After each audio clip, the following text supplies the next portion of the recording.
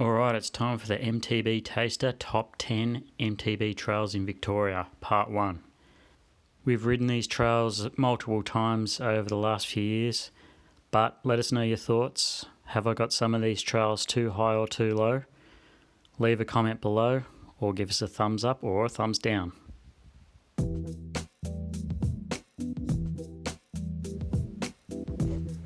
Okay, coming in at number 10 is Wombat Forest.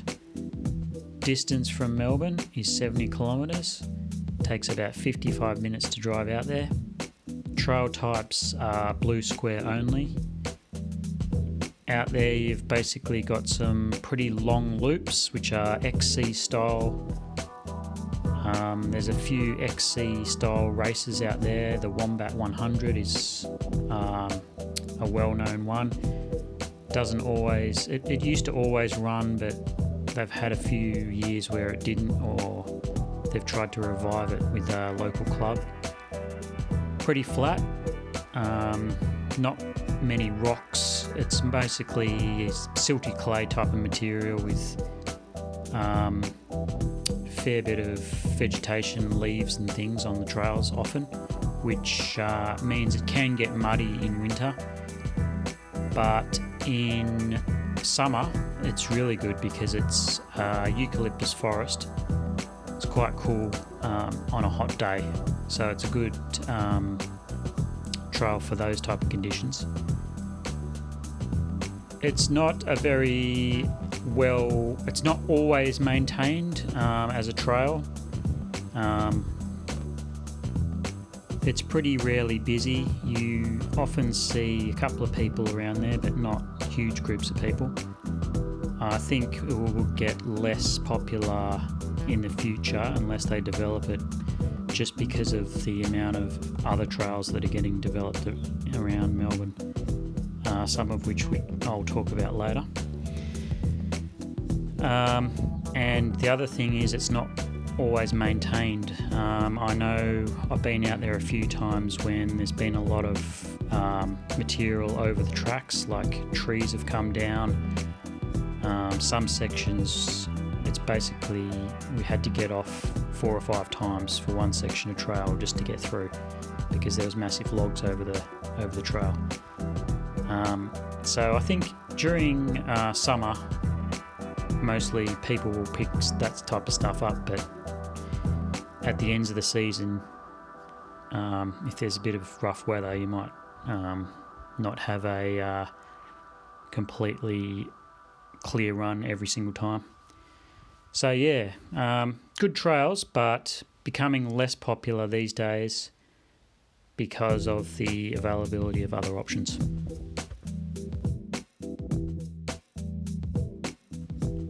At number 9, I've got Anglesea. Distance from Melbourne, 115 k's. Takes about an hour and a half to get out there. Trail types are blue square trails. Just before you get out into town, off the coast near Anglesea, there's some trails in the bushland there. They're short to medium trails. There's actually 2 sections which are separated by a bit of a ride along a fire trail. A lot of the time you'll go to the first section only, or we do. The other section is less developed. They've got some good trails out there. There's one called Grass Trees where, as you'd expect, you're going through a load of grass trees, just busting your way through a lot of them. Another good trail is Flying Scotsman, where you get a bit of flowy down section. There's a bit of flow in the whole place, but there's not lots of elevation. There is a little bit. There's some short, sharp climbs in spots. Just near the end of the Angry Hippie Trail, there's a bit of a climb. It's basically pretty much an XC type of place. But there is a bit of interest for more beefy bikes, which is good. Dirt is mostly sand. Does have some rocks out there, not big boulders or anything, just really sharp little rocks that always make me think you could do yourself an injury if you weren't careful. So yeah, it's not overly spectacular, but it is a good set of trails to go and check out every now and again. And you can go into Anglesea afterwards, which is a pretty nice place. So overall, pretty good trail.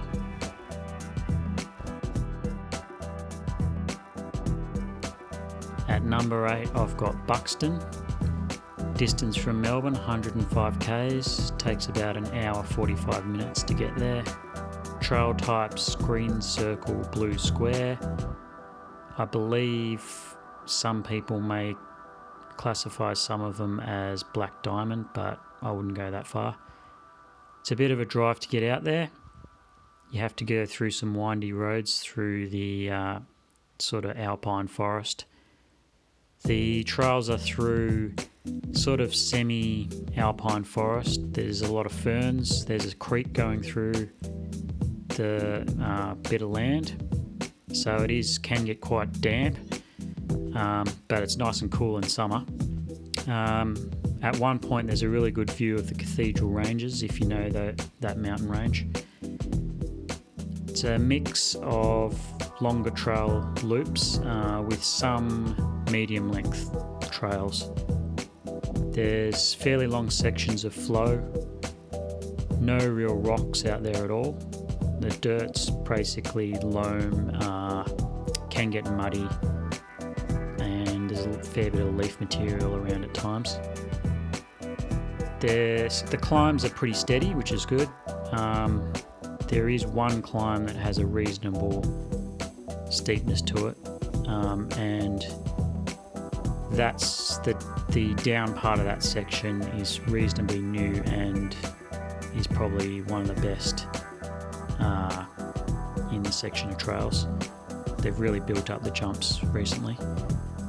I like going to Buxton. It's not like spectacular or really challenging, but it is a good ride. It's just a little bit further to get out there, that's all, but definitely do it occasionally, and recommend it, definitely.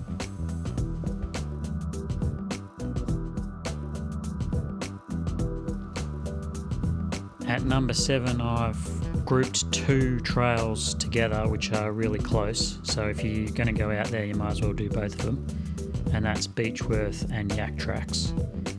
Distance from Melbourne is 285 k's, so it takes 3 hours to get out there.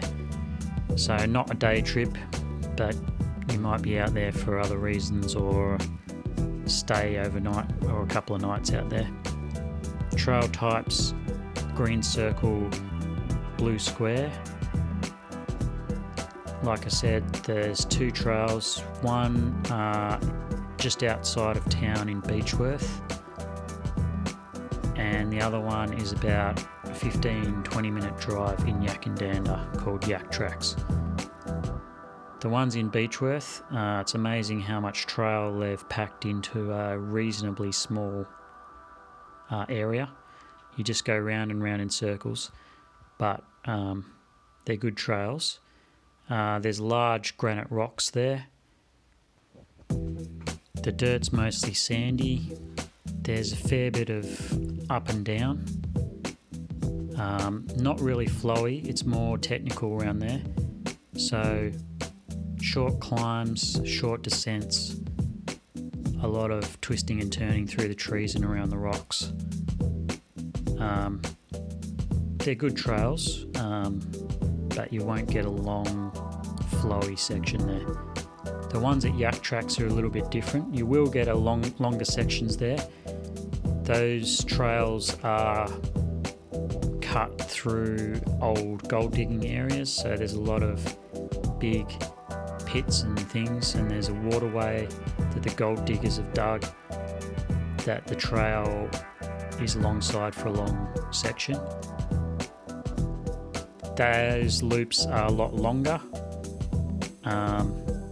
and they're basically steady climbs, XC style, but then you do get a reasonable amount of time coming down along long flowy sections, which is pretty sweet. So yeah, they contrast a bit to the ones in Beechworth. So people in Beechworth are sport for choice because they've got two great sections of track close together. So yeah, really good tracks, good area. It just takes a long time to get out there, that's all. But yeah, like I said, definitely worth the trip.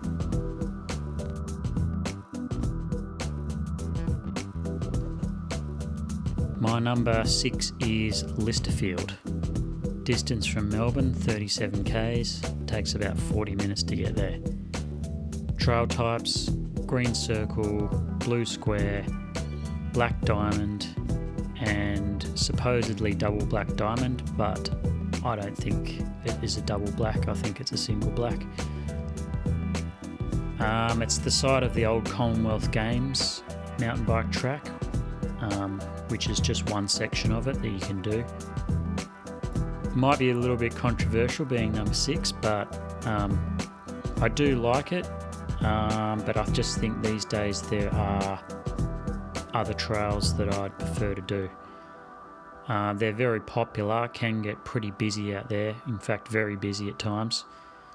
On a public holiday or weekends it can get pretty packed actually. But having said that, it's a pretty huge area, so you're not usually bothered by it, although if you go later in the day you will get a lot of slower people in the sections around the dam or the reservoir, so just be wary of that. Trails out there's a mix of short, medium and long trails, so you can tailor it to what you prefer. There's a reasonable amount of flowy trails. The Commonwealth Games has a big long one coming down. The others are sort of more XC style, medium length type of stuff. There's some rocks out there. It's a bit of a mix actually. The dirt sort of can get muddy in winter. It's just sort of loamy type dirt, and like I said, there's a bit of rocks out there as well, so it's a bit of a mix. There's not many rock gardens out there, and even though it says there's a double black diamond, a black diamond, they're definitely on the easier side of those ratings, more towards blue square type stuff. Overall, solid trails definitely, which is why I've got it at number 6. All the trails on this list are obviously good, really good, but I do think there is better trails around. Having said that, really quick to get to, and a solid choice for riding at any time.